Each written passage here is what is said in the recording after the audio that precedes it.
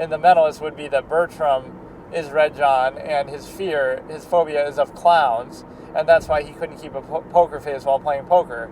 So it would explain the one reason that people say why he couldn't be Red John, the fact that,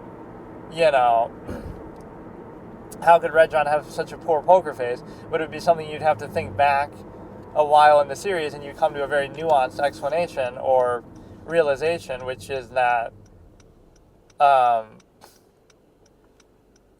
the reason why he wasn't good at that one thing that you would think means he can't be Red John is actually his phobia and his weakness. And it's pretty nuanced that, it's of clowns, and the fact that you have the jester is obviously kind of a subtle way to reveal that, in the sense that it's exactly the sort of Jane-esque deduction that would be more deserved. Because, see, that's something that happens much earlier on in the series, right? So it's not on the front of your mind. Bertram playing poker, I forget exactly, I think it was in season 4 maybe, or somewhere like that, but you would have forgotten about that, but you would bring it up in saying that, that's why he can't be Red John. So it simultaneously addresses he could be Red John because that's his one phobia, and the phobia isn't even super obvious, like, what, he can't keep a poker face at cards, what does that have to do with anything? It's because he's afraid of clowns, and one of the cards in poker happens to have a jester, happens to have a clown. So it's a very layered thing that would be a classic Patrick Jane deduction, and that would actually be sort of more deserved than the pigeon. See, the problem with the bird is, we see McAllister, if it was from season 1, episode 2 even, I could accept that, he showed a phobia there. But he shows the phobia in season 6, only a couple episodes before, right before being revealed. So it's like they're showing the phobia in season 6, episode 3, or whatever it is, where he appears. And then, oh my goodness, a few episodes later, that's the phobia. Like, really, is that really all we get? There's sort of a subtle moment where he runs away from the house that Lisbon's in because there's pigeons there. And that sort of indicates something, but generally speaking, it's not a very strong point. Like, it's not a strong point because, whatever, the pigeon, it happens too recently. But that would have been something earlier in the series. It would have been something more nuanced. It would have been something excellent. It would have been something good. It would have been something kind of deserved. And the reason why it would have been deserved is because, I don't know, I feel like that it's at least better than what we got. And it seems actually like a super organic explanation.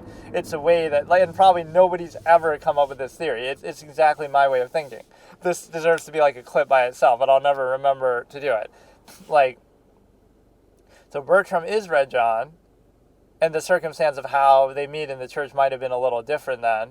But maybe not even. I mean, he still had it beat. Like, let's say Bertram was really Red John. What was Jane's plan then? He didn't have one. So you could say, he knew it was McAllister. But, okay, it is McAllister. And McAllister's plan as Red John is to have Bertram kill Jane and take the fall.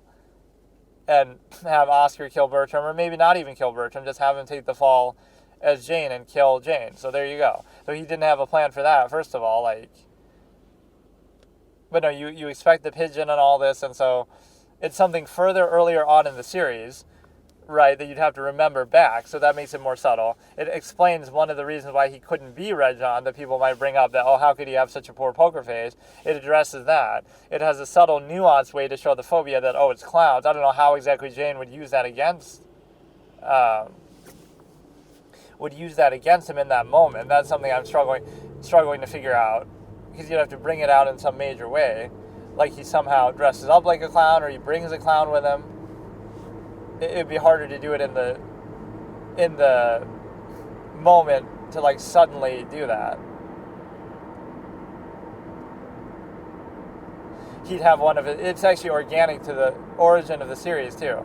How his dad was a carny and he knows all these carnival friends. He would have one of them show up as a clown, or a couple clowns, and they'd end up helping him take down Red John, but just in addressing the phobia. So it would be a game theory element too. That his carny friends from the circus come and bring a bunch of clowns or dress up as clowns. And even though, again, brute force, Red John's prepared for any eventuality like that, it doesn't matter because they only came to spook him, not to actually fight him or whatever. So somehow, between the carnies and that, and between between the carnies and that, and Jane's background there, between the poker game, between the fact that it's earlier in the seasons, that you have to think back to it, the fact that it suits Jane's deductive nature, the fact that you have this other point of